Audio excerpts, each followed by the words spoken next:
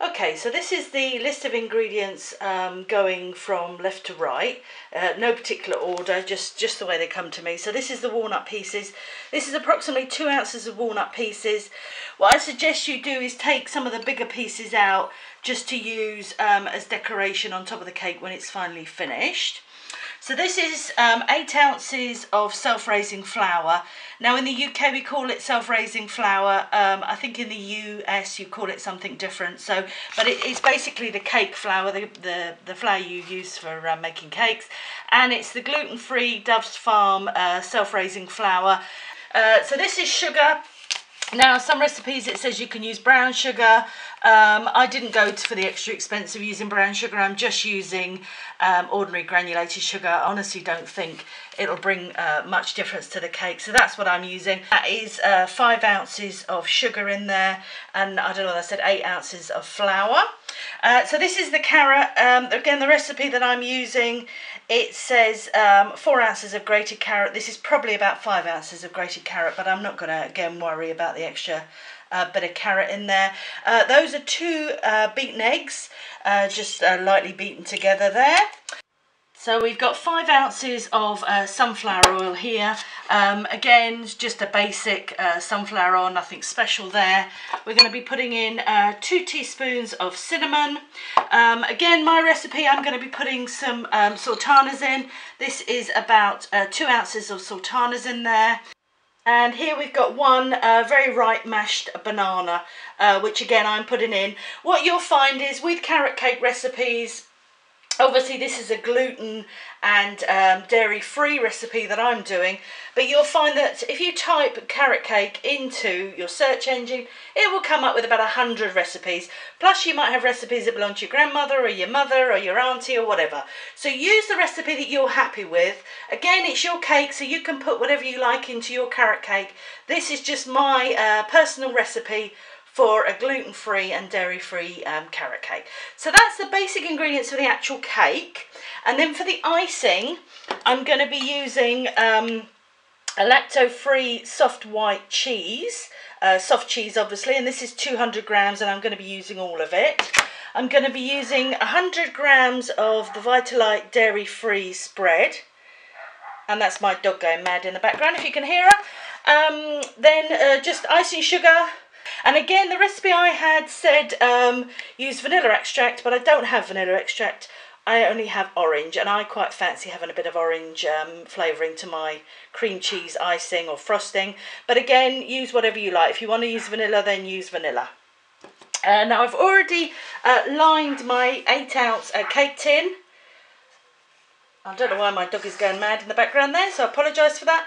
Now this is obviously a solid tin and it's a loose bottom tin. As I said, I've already greased and lined it.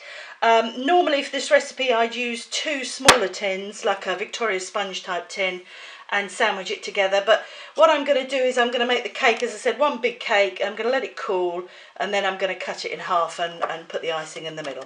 So that's my cake tin all ready to go. I'm also just going to preheat my oven. Now I've actually got an electric oven, and I'm going to preheat my electric oven to 140 degrees. And this is the culprit down here who's been making all the noise in the garden. Thank you, madam. You can go away now. Good girl. Right, here we go. So to start with, I'm actually going to make the cream cheese icing, and the reason I'm going to make that first is so that I can put it in the fridge and let it get a bit firmer, because to start with it's going to be quite sloppy. So this, and excuse the banging, this is the cream cheese just going into the bowl, and this is 100 grams of the dairy-free spread, so that's going to go in as well. This is actually 8 ounces of sifted icing sugar just going in, and I'm just going to gently put about half of it in to start with and just get that combined without throwing it all over the floor with a bit of luck. And then once you've got it pretty much in there, you can then start to be a bit more aggressive with it. It's starting to get pretty gloopy, but that'll actually firm up in the fridge, which is why I'm making it first. So now the rest of the icing sugar is going in without too much going all over the table, hopefully. Right, good. And again, just be a bit gentle with it to start with, just to combine it. Now I'm going to put the orange flavouring in, and you want 2 teaspoons of this.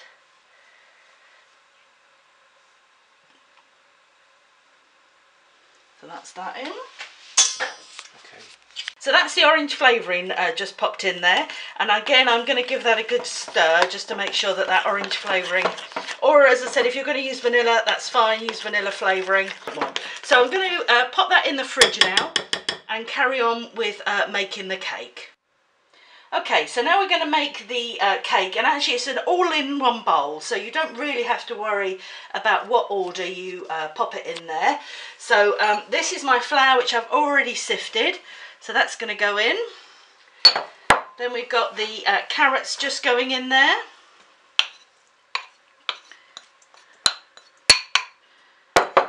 And we've got sugar going in, and again, as I said, if you want to use light brown muscovado sugar, that's fine. We've got some sultanas going in there, some mashed banana. This will just add a little bit more moisture to the cake. The walnuts going in there.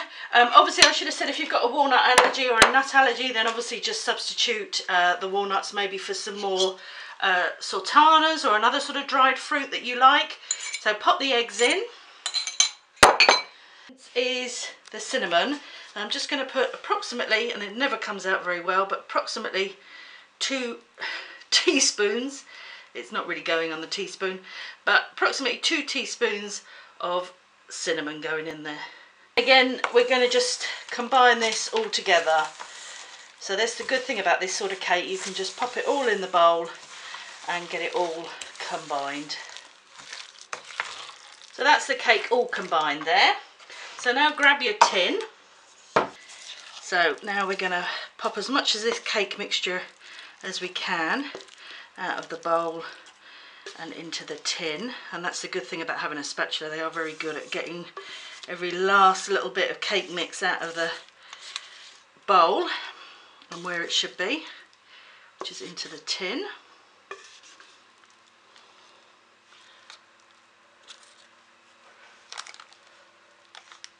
And obviously if you're using 2 tins, then just divide it equally using a spoon between your 2 tins. And there we go, that's all done. So that's now ready for the oven. As I said, I've already preheated my oven, and it's going to go in there for approximately an hour, but I shall check it after about 40 minutes. Well, I think we'll review that, well, shall we? So there we go, that's the cake out of the oven. Now you'll notice that it's not a particularly deep cake. That's the cake cut in half or near as damn it.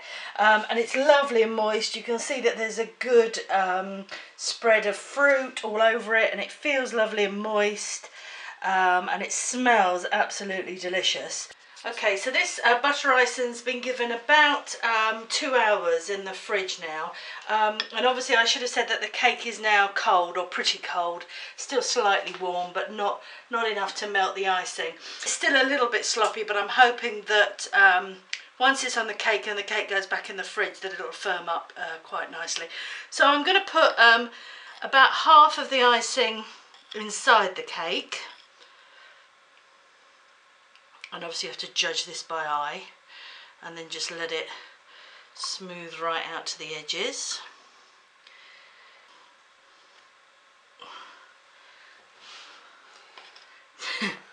It's still a little bit soft, isn't it, because it's sort of going everywhere. But hey, nobody said it was going to be pretty.